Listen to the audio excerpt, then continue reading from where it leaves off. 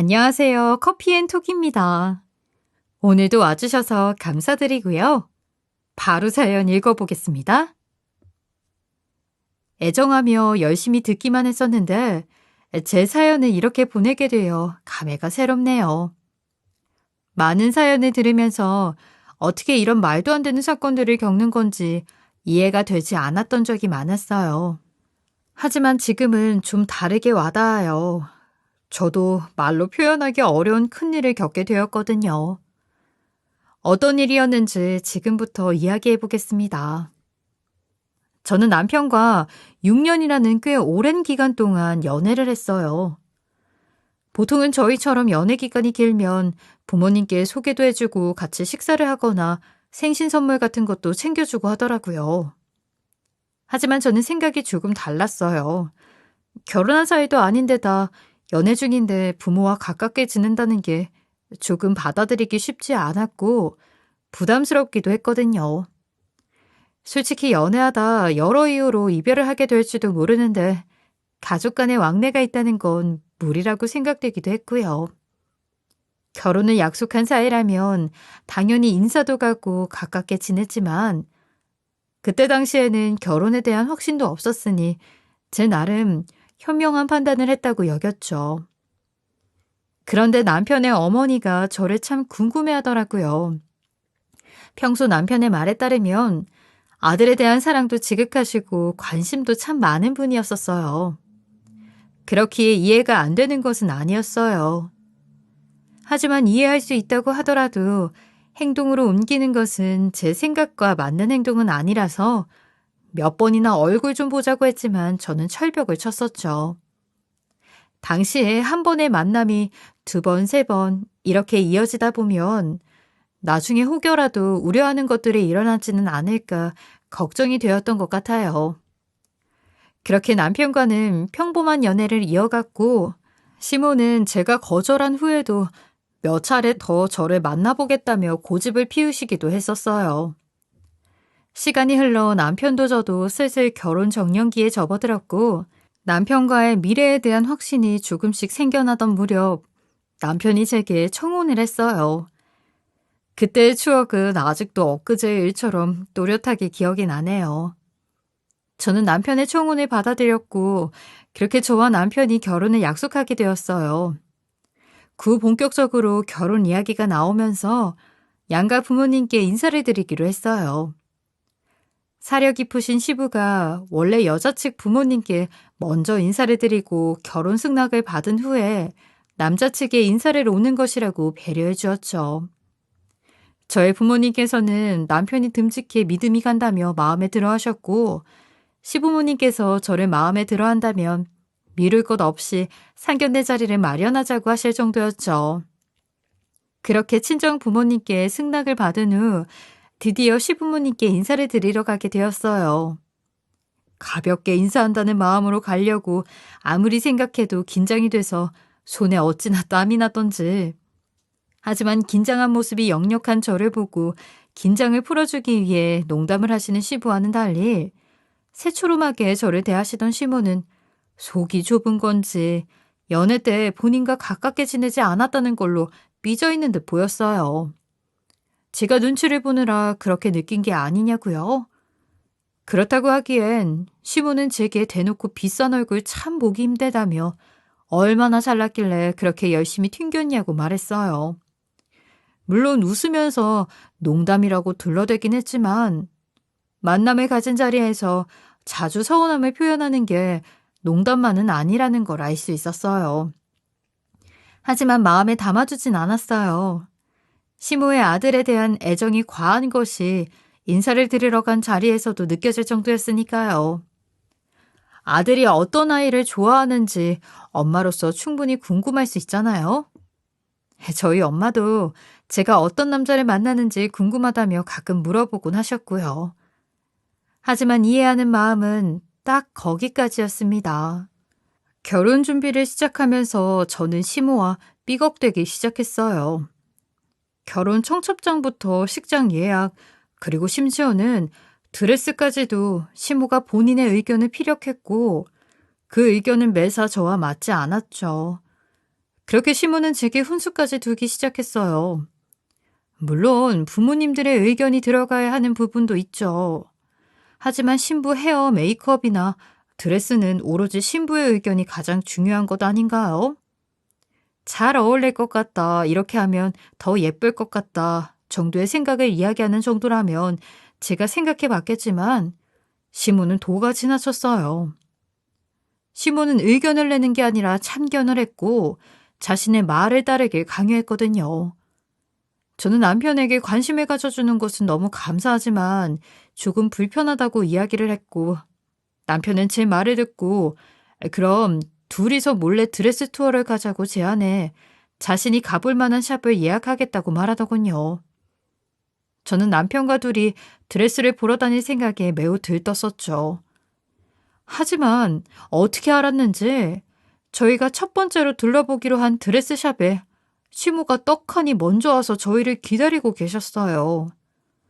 말로는 예비 신부의 예쁜 모습을 같이 보고 싶어서 왔다고 했지만 저희를 따라다니시면서 드레스까지 이건 하지 말아라, 이걸로 해라 라며 제 의견은 들을 생각도 없는지 본인이 직접 고르시더군요. 아무리 남편이 외동아들이라지만 이 정도로 간섭하는 건 아니다 싶어 남편에게 다시 이야기했고 남편은 자신이 시모에게 잘 이야기해보겠다고 너무 서운해하지 말라고 했어요. 그렇게 저는 또 참아야 했죠. 하지만 결국 문제가 터졌습니다. 남편과 저는 혼수도 예단도 다 간소하게 하자고 이야기를 마친 상태였어요. 혼수라고 해도 남편과 제가 그간 모은 돈으로 대출을 조금 받아 신혼집을 구했고 가구들도 꼭 필요한 것만 새 것으로 사고 나머지는 차차 늘려가기로요. 그래서 결혼 전 독립해 혼자 살던 제 자취방에 있는 가구들로 대체를 많이 했죠. 시모는 제가 쓰던 가구를 가져오는 것은 안 된다며 원래 남자는 집, 여자는 가구를 해오는 거라면서 집은 대출이 꼈어도 남편이 더 많이 돈을 보탰으니 남편이 집을 준비한 것과 다름없지 않냐며 새 집에 헝가구를 드리는 것은 절대 반대라고 가구들을 전부 새로 하라고 성화인 걸 간신히 설득했었는데 얼마 못 가 예단으로 또 시시비비를 가려야 하는 상황이 생겼어요. 아무리 우리 때랑 달라도 엄연히 예단은 해야 하는 절차야. 요즘은 현금 예단이 추세라던데. 예단비 총 매수를 홀수로 해야 하는 것은 알지? 수표 100만 원권 29개면 딱 좋겠네. 네 집안 형편을 고려해서 신중하게 정한 금액이란다. 그리 큰 금액은 아니니 봉채비는 생략하면 되겠네. 어머님, 저희 신혼집에 오빠가 45%, 제가 30% 보태고 나머지가 대출이에요. 거기다 새 가구도 제 쪽에서 준비했고요. 예단비라면 고마운 마음을 전하는 하나의 절차일 뿐인데 이건 요구 아닌가요? 그래요, 엄마. 최대한 저희 힘으로 가정을 꾸리기 위해 노력하는데 제가 능력이 부족해서 대출까지 받아야 했는걸요. 네가 능력이 여긴 뭐가 없어. 그리고 나는 적정선을 말해준 것뿐이야. 한 해 친구는 신부가 40평짜리 집을 해오고도 예단비로 4,500만 원이나 줬다더구나. 그것에 비하면 나는 많이 부른 것도 아니지 않니? 시집 오면서 그 정도도 못한다는 게 말이 안 되지. 저희 형편 아시잖아요. 제 동생 둘 다 대학생이라 등록금이며 이런저런 비용이 많이 들어서 부모님께서 경제적 여유가 없으세요. 그런데 그 큰 돈을 제 예단비로 쓴다니요. 거기다 봉채비도 없다니 그건 좀 아닌 것 같아요. 뭐가 아니란 건지 모르겠구나.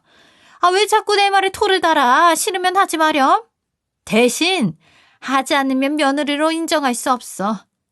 며느리도 아닌 게 내 집에서 죽치고 앉아있지 말고 당장 나가. 어머니, 그렇게 말씀하시면 어떡해요? 내가 뭐 잘못했니? 선택지를 줬으니 더 말 안 한다. 저 여자 당장 내쫓아. 꼴도 보기 싫다. 남편이 시모와 제 사이에서 이러지도 저러지도 못하고 쩔쩔맸고 난감해하는 모습을 더 보고 싶지도 않았고 억지를 부리는 시모도 마주하고 싶지 않아 그 길로 시댁에서 나왔어요. 모든 것을 자신이 쥐락펴락하고 싶어하는 시모의 행동을 더는 보고 싶지도 않지만 이 문제로 저는 파혼까지 결심하게 되었어요. 그런데 남편에게 이 결혼을 다시 생각해보자고 이야기하자마자 임신이 된 걸 알아버렸어요. 결혼 3달을 앞두고 혼전 임신을 하게 된 겁니다. 너무 혼란스럽더군요. 결혼에 대한 안 좋은 감정이 쌓일 만큼 쌓인 후에인데 하필 임신이라니. 저는 어떤 선택을 하게 되든 남편에게 이 소식을 알리는 것이 맞다고 판단돼 임신 사실을 알리게 되었고 남편은 그때부터는 본인이 더 적극적으로 나서서 저와 시모를 화해시키려고 노력을 하더라고요. 그때의 제 심정은 이 임신이 제발 제 발목을 잡지 말아야 한다는 걱정뿐이었죠. 뱃속에 있는 아기한테는 너무 미안했지만 그땐 그런 마음뿐이었어요. 그래서 임신 사실을 처음 알게 되었을 때 저는 마냥 기뻐할 수 없었어요. 제가 시모와 예단비 문제로 입씨름을 했다는 사실을 모르고 계신 부모님은 경사라며 축복해 주셨는데 말이죠. 제가 임신한 것을 알게 된 시모는 제가 약자라고 생각하고 더욱 자신의 고집을 밀어붙일 거라 생각되어 그것도 걱정이 이만저만이 아니었는데 의외로 시모가 제 임신 소식을 듣고는 제게 먼저 손 내밀어 주었어요. 그동안 미안하다며 본인이 히스테리를 부렸던 것 같다고요. 손주까지 생겨서 할머니가 될 텐데 자기가 너무 가볍게 행동했다며 잘 지내보자고 선뜻 사과를 해주기까지 했어요. 그리고 그 후로는 정말 시모의 태도는 180도 달라졌어요. 저에게 엄청 잘해주었어요. 모진 소리하고 악을 찔렀을 땐 언제고 사람이 이렇게 한순간에 바뀔 수도 있나 싶었다니까요. 저는 임신 후 남편과 먼저 신혼집에 들어가서 함께 지내게 되었는데 시모가 일주일마다 몸보신하라며 고급 음식점에서 밥도 사주고 필요한 것 있으면 다 사라고 돈까지 턱턱 내주었어요. 그러면서 임신했을 때 남편이 잘해야 한다며 저를 잘 챙기라고 신신당부까지 했고요. 그뿐인 줄 아세요? 그렇게 욕심부리던 예단비도 더 요구하지 않았어요. 먼저 필요 없다면서 뱃속에 훌륭한 예단을 가지고 오는데 예단이 다 무슨 소용이냐고 말이에요. 그래도 마음이 편하지 않아 조금이지만 예단비를 챙겨드리겠다고 말하니 시모는 요즘은 애교 예단이 추세라면서 정 마음이 불편하면 애교 예단으로 해주라고 하더군요. 애교 예단은 생략할 때 신부가 시부모님께 잘 보이기 위해 손거울이나 귀이개 같은 것을 소박하게 준비한다는 예단을 말하는데 시모가 그런 제안을 한다는 게 실로 놀라웠어요. 거기다 매일 오후에 제 안부를 묻는 연락을 해주셨어요. 친정 부모님보다도 더 살뜰히 저를 챙겨주었어요. 점심때 제가 밥을 안 먹고 있으면 먹고 싶은 것 없냐고 물어보시고 꼭 사오셨고요. 제가 입덧이 시작되었을 때는 정말 남편보다 더 잘 돌보아 주었어요. 제가 다른 건 잘 못 먹고 음식 중에는 유일하게 김치찌개만 먹었는데 일주일에 2번씩 신혼집에 김치찌개를 가득 끓여서 챙겨오시고 혹시라도 물릴까봐 김치찌개 같은 느낌의 음식을 여러 스타일로 끓여주셨고 과일이라도 많이 먹으라며 오실 때마다 새로운 과일을 꼭 사들고 오셨죠. 처음에는 눈치도 좀 보이고 불편했는데 한결같은 모습에 감사함이 커졌고 그렇게 저는 별탈 없이 결혼을 하게 되었어요. 저도 인간이고 망각의 동물인지라 그동안 시모 때문에 힘들고 괴로웠던 순간들은 금방 또 잊게 되고 감사했던 기억이 많이 남게 되더라고요. 그래서 결혼 후에는 정말 시모에게 잘했어요. 시모는 그런 제게 며느리가 있으니 좋은 날이 참 많다고 자주 말씀해 주었어요. 저는 감사함을 보답하는 건 자주 찾아뵙는 거라고 생각했기 때문에 시댁에 일주일에 1번씩은 꼭 갔어요. 시댁에는 식물이 참 많았는데 시모가 식물 키우는 걸 좋아하다 보니 조금씩 화분수가 늘게 되었다고 하더라고요. 집 베란다가 전부 식물로 가득할 정도거든요. 저는 그걸 알고 시모에게 꽃 선물도 자주 하고 화분에 있는 식물도 사다 드리곤 했어요. 시모는 옷이나 장신구를 선물하는 것보다 식물을 사달라고 할 정도로 좋아했기 때문에 제가 꽃이나 화분을 선물할 때마다 정말 화사하게 웃으셨죠. 그렇게 시간이 흘러 저는 출산을 하고 산후조리원에서 나와 육아휴직이 끝날 때까지 집에서 산후조리를 하는데 그때도 시모가 매일같이 우리 집으로 출근해서 제 산후조리까지 해주셨어요. 이때 시모랑 정말 많이 가까워졌어요. 이대로 시모와 잘 지내면 앞으로도 고부 갈등은 문제 없겠다 싶을 만큼요. 그리고 우리 아이가 100일 무렵 되었을 때까지도 정말 작은 트러블 하나 없었죠. 그러면서도 시모는 출산 선물 제대로 챙겨주지 못한 것에 대해 미안해하곤 하셨는데 하루는 제게 이런 말을 하셨어요. 세아가 아내가 네 출산했을 때 출산 선물을 주고 싶었는데 내 수중에 돈이 없었잖니? 아이, 꼭 해주고 싶은 것이 있어 돈을 모으느라 늦게 주게 됐는데 우리 예빈이 100일 축하 파티 끝나면 너한테 아주 근사한 선물을 하나 주마. 아유, 어머님, 제가 임신했을 때 늘 저를 챙겨주시고 품어주신 게 제게 가장 큰 선물인걸요? 아이고, 그렇게 이야기해줘서 고맙구나. 하지만 꼭 해주고 싶은 거니까 조금만 더 기다려주렴. 몇 달 전부터 선물을 주겠다고 고지를 하신 시모의 말에 처음에는 괜찮다고 했지만 자꾸 듣다 보니 저도 은근히 기대도 되고 궁금해지기까지 하더라고요. 남편도 결혼 초에는 시모와 저의 사이를 많이 걱정했었기에 시모가 선물을 준다는 말에 엄청 궁금해하더군요. 여보, 어머님께서 주신다는 선물이 대체 뭘까? 그러게, 우리 엄마 되게 짠순이인데 당신한테 뭘 주려고 저러시는 건지 모르겠네. 당신이 고맙고 좋긴 한가 봐. 결혼 전에 엄마한테 쌓였던 오해 같은 건 조금 풀렸지? 결혼 전에는 좀 그랬지만 결혼 후에는 어머님께서 당신보다 나를 더 잘 챙겨주셨는데 당연하지. 초에는 어머님이랑 결혼한 것 같은 착각이 들 정도로 함께 보낸 시간이 많은걸? 다행이다. 나 요즘 너무 행복해. 화목한 가정이라는 게 이런 거라는 게 느껴져. 그렇게 한 달쯤 지났을 때 우리 아이의 100일 잔치를 성황리에 즐겁게 마무리하였어요. 그리고 일주일 후 대망의 그날도 다가왔죠. 시모가 선물을 주러 오겠다고 연락이 왔어요. 근데 그때 하필이면 제가 감기가 드는 바람에 남편과 딸을 친정집으로 보낸 상태였어요. 보건소에서 검사를 했을 땐 전염병이 아니었는데 혹시라도 잠복기로 며칠 뒤에 전염병 증상이 나올 수도 있으니 일단은 제가 다 나을 때까지는 격리시키는 것이 좋겠다고 판단되었거든요. 시모가 연락을 해왔을 때 저는 제 몸 상태가 좋지 않으니 다음에 오시라고 했지만 시모는 마스크 쓰고 있으면 괜찮다며 오히려 잘 됐다고 저 혼자 있을 때 선물을 주는 게 더 의미가 있다는 거예요.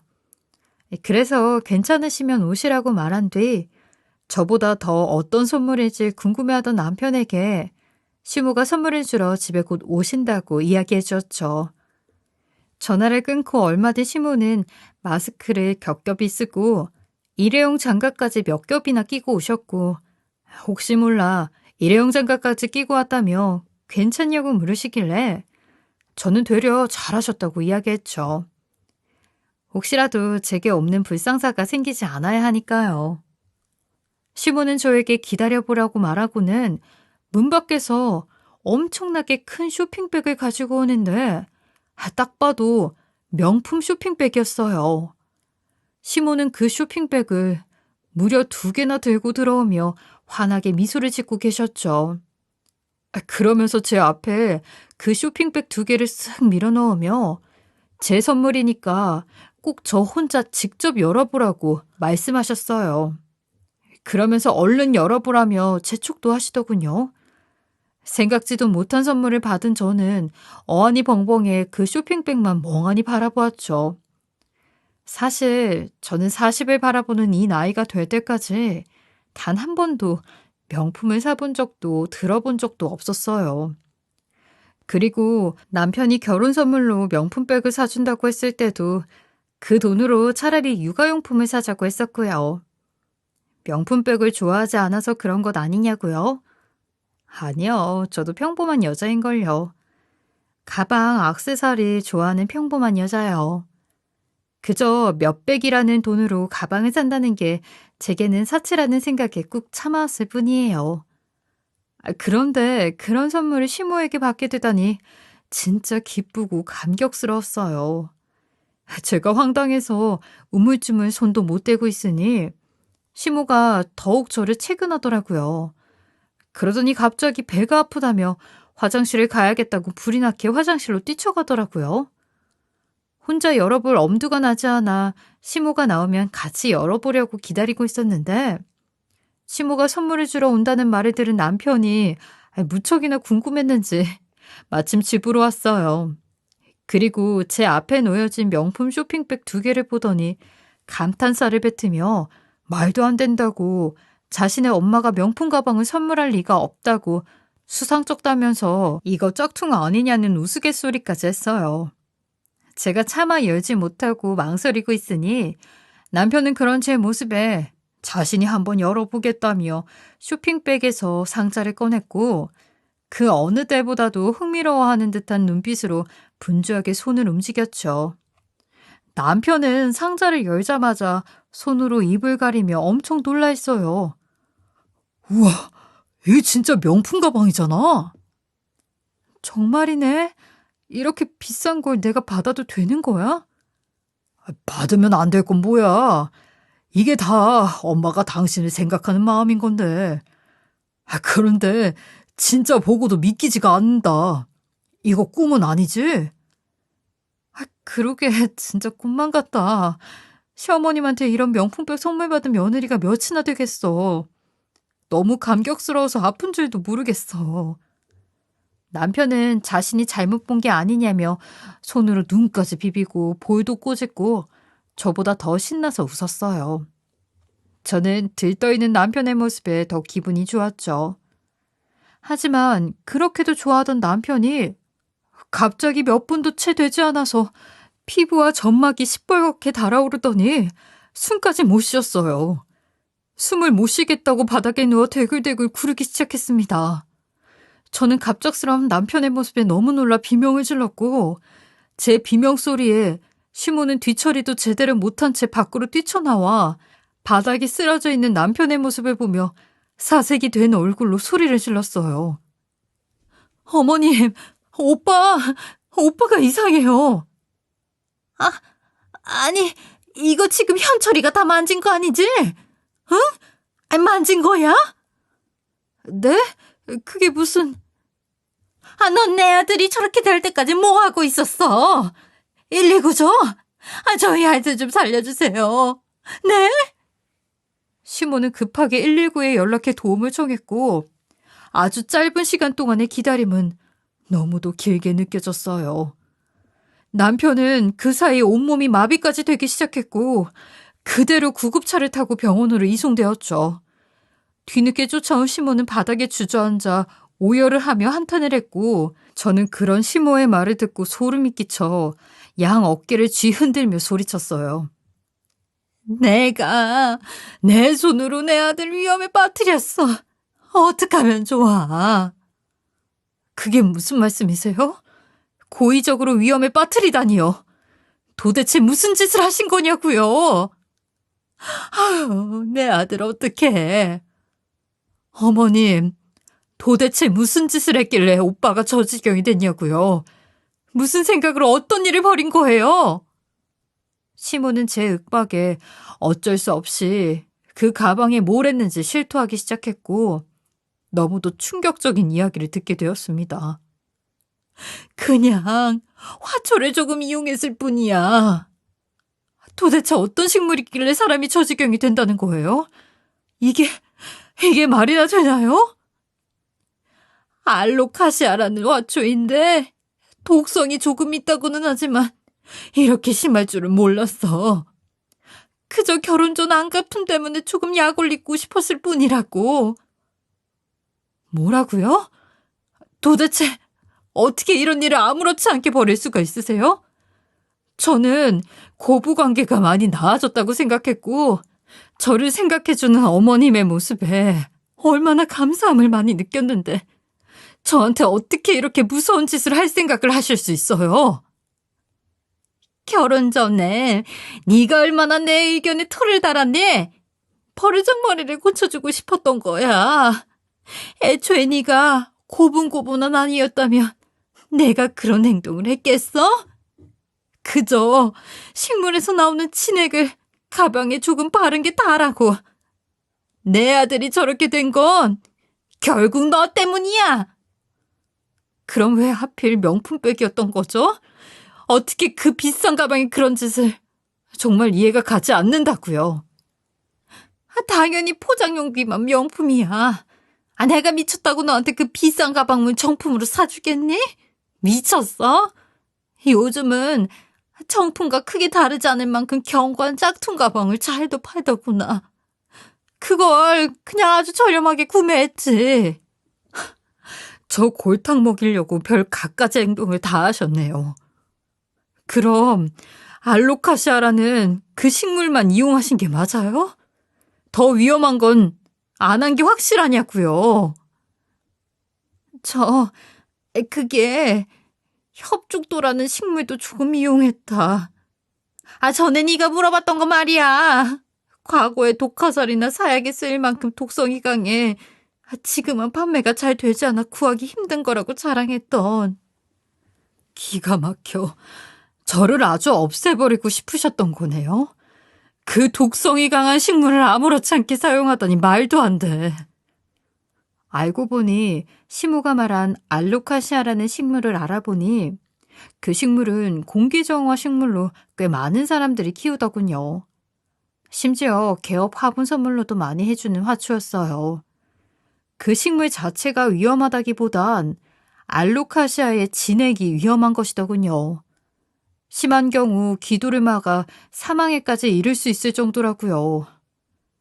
옥살산 칼슘과 사포닌 등의 성분이 있는데 이 성분들이 피부와 점막에 심한 통증과 부종을 일으키는 무시무시한 상황을 초래할 수 있다는 겁니다. 시모는 저를 괴롭히기 위해 이런 위험한 일을 저지른 것이었어요. 독성이 있는 식물을 잘라 그 진액을 가방에 다 발라놓았던 거죠. 제가 아무 생각 없이 맨손으로 덥석 만질 상상을 하면서요. 거기다 명품백은 중국산으로 위조품이었던 거고요. 저를 속이기 위해 중고로 다른 사람이 구매하고 담아온 쇼핑백과 상자를 구매해서 말이죠.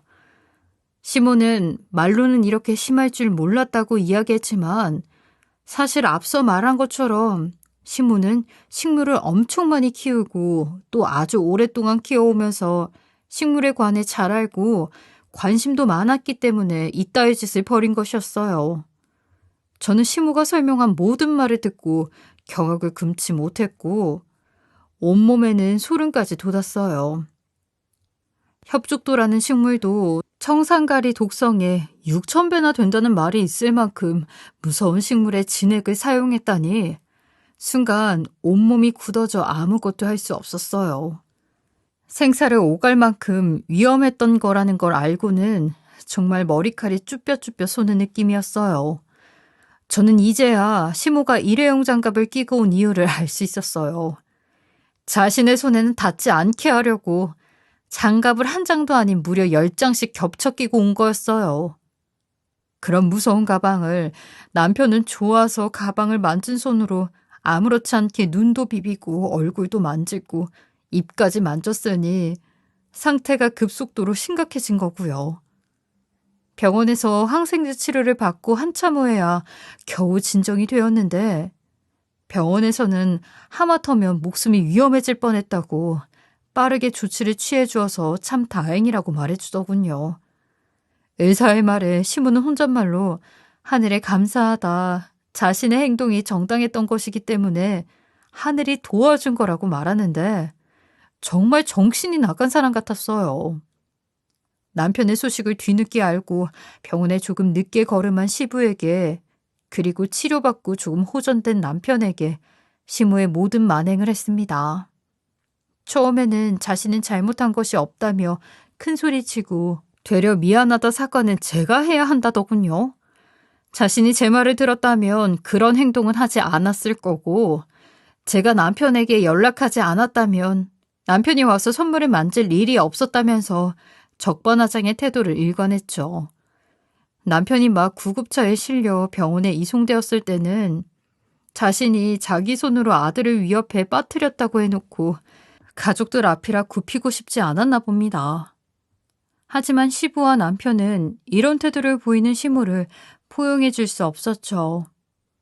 감기로 인해 면역이 떨어져 있던 제가 남편처럼 가방을 만지고 얼굴 여기저기를 만졌다면 목숨을 장담할 수 없었을 거라며 남편은 부모라는 사람이 어떻게 아들의 가정을 망치고 손주의 엄마를 음해할 생각을 하냐고 사람도 아니라면서 시모를 향해 소리쳤어요. 남편의 포효하는 모습에 시모는 그제야 자신이 잘못 생각했던 것 같다며 미안하다고 사과하더군요.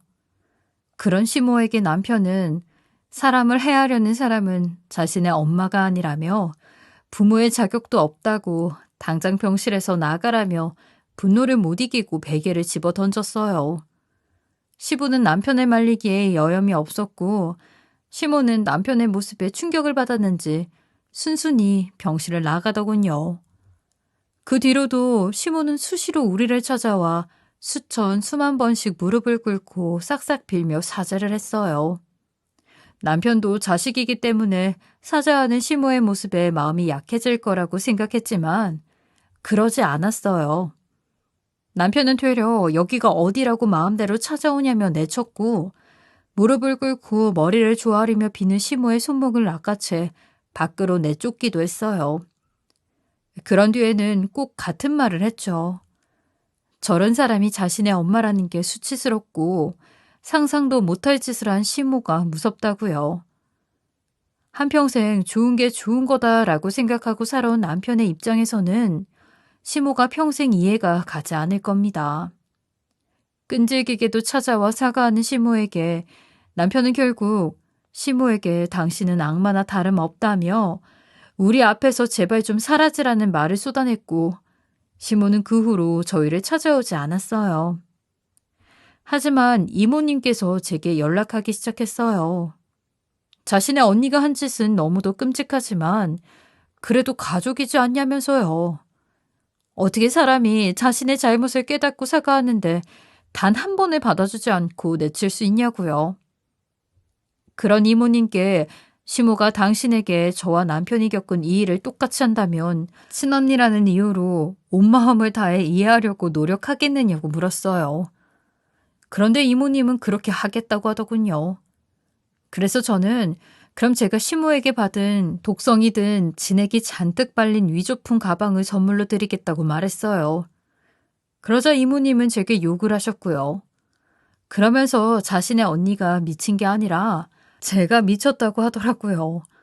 그 후로 이모님은 남편에게 연락을 했고 남편은 자신이 치료받았던 내역을 모두 뽑아 이모님 댁에 찾아가 조카가 당신의 언니라는 사람 때문에 생사를 오갔는데 그런 사람을 받아주라는 건 누굴 위한 것이라며 가족이라는 이유로 당신의 언니를 옥에 쳐놓지 않은 것을 감사히 여기면서 살아야 하는 것 아니냐고 다신 시모의 문제로는 연락도 하지 말고 하찮은 소식 하나 전하지 말라고 했다고 해요. 시부 또한 시모는 사람도 아니라며 절대 눈에 흙이 들어와도 용서를 할 수도 긴 세월이 흘렀다는 핑계로 다시 받아줄 생각은 없으니 하루도 범죄를 저지른 사람과 같이 살고 싶지 않다고 별거를 하자고 했고요. 말이 별거일 뿐 시부가 친히 짐까지 싸서 내쫓았어요. 그리고 시모가 아꼈던 식물들을 보고 소름이 끼친다며 다 가져다 버렸고요. 시부가 시모를 내쫓은 날 시모가 제게 연락을 해왔어요. 가족에게 외면당해 보니 자신이 얼마나 큰 잘못을 저질렀는지 실감이 좀 된다면서 이렇게까지 될 거라는 생각은 몹쓸 짓을 행동으로 옮길 당시에는 꿈에도 몰랐다며 아들을 잘 부탁한다고 말하더군요. 그러면서 만약 남편이 아닌 제가 병원에 이송되었더라면 자기는 끝까지 잘못을 알지 못했을 거라고 해를 입지 않아줘서 고맙다고 했어요.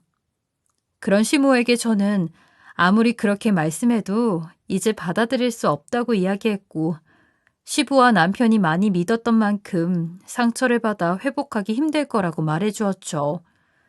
시모는 자신의 업보라면서 어쩌겠냐며 남편을 잘 챙겨달라는 부탁을 하고 끊었어요. 하지만 시모의 뜻과는 상관없이 시모의 소식을 들은 시댁 식구들이 저희 보고 부모를 내치는 건 사람도 아니라면서 악담을 퍼부었고 딸아이가 있을 때까지 찾아와 시모를 두둔했어요. 저희는 시댁 식구들의 행동에 참을 수 없었고 그 이후로 우리는 시댁 식구들 모르게 잠적을 했어요. 그런 일을 겪은 게 벌써 2년째 되어 가네요. 여전히 시댁 식구들과 연을 끊고 살고 있어요. 시부를 통해 이야기를 듣기로는 아직까지 그때의 일을 이야기한다고 하더라고요. 시모의 소식도 잠적한 이후로는 듣지 못했어요. 저희 부부는 이상하게도 더욱 돈독해졌어요. 저도 남편도 어쩌면 서로를 잃을 뻔했다는 아찔한 생각 때문인지 애정이 넘치는 부부 생활을 하게 되었네요. 딸아이가 이제 꽤 말을 잘하는데 친정엄마를 만나고 오면 꼭 시모에 대해 물어봐요. 아빠의 엄마는 왜 만나지 못하느냐고요. 처음에는 아이의 질문에 많이 당황했지만 지금은 그 질문을 할 때면 할머니가 여행을 떠났다고 이야기하죠. 그러면 아이는 멋지다고 말하곤 합니다. 인생이라는 여행이 어떨 때는 지금 이 순간이 멈췄으면 할 만큼 행복하기도 하고 또 어떨 때는 이렇게까지 해야 할까 하는 회의감이 들기도 하더라고요. 분명 남편과 저는 소중한 것의 일부를 잃었어요. 그리고 아마 시모는 인생의 가장 큰 것을 잃었겠죠. 하지만 저는 이 일을 겪으면서 죄는 지은 대로 가고 물은 트는 대로 간다라는 속담을 이해할 수 있게 되었어요. 시모는 복수라는 죄를 행동으로 옮겨 가족을 잃었고 저는 믿음이라는 덕을 쌓아 가족애가 더욱 강해졌으니까요. 저에 대한 미움이 남아있지 않았더라면 그저 좋은 고부관계로 지낼 수 있었을까 하는 생각이 가끔 들었어요. 하지만 아무리 좋은 고부관계라 해도 갈등은 어떻게든 생기는 것이고 그러다 보면 시모의 성정으로는 결국 이런 결말을 이루어졌을 거라고 생각되더라고요. 이렇게 사람에 대한 신임이 중요한 거더라고요. 저는 이 무서운 일들을 겪으면서 인생에 대한 생각을 다시 해보게 될 수 있었던 큰 기회였던 것 같아요. 산다는 것이 호락호락한 것이 아니라는 것을 알지만 죄를 저지르고도 떵떵거리며 살아가는 사람들을 볼 때면 하늘이 무심하다라는 생각을 하곤 했는데 실은 어떤 일로든 나쁜 언행은 결국 나쁜 결과를 낳는다는 것을 배우게 되었네요.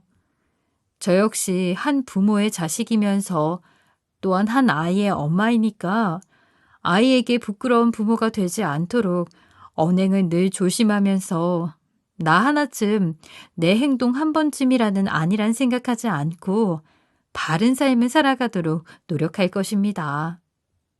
제 사연을 들어주신 애청자분들께 행복의 기로로 물이 트이길 응원합니다. 감사합니다. 지금까지 커피앤톡이었습니다. 오늘도 끝까지 함께해 주셔서 감사하고요. 저는 다음 영상으로 또 찾아뵙겠습니다.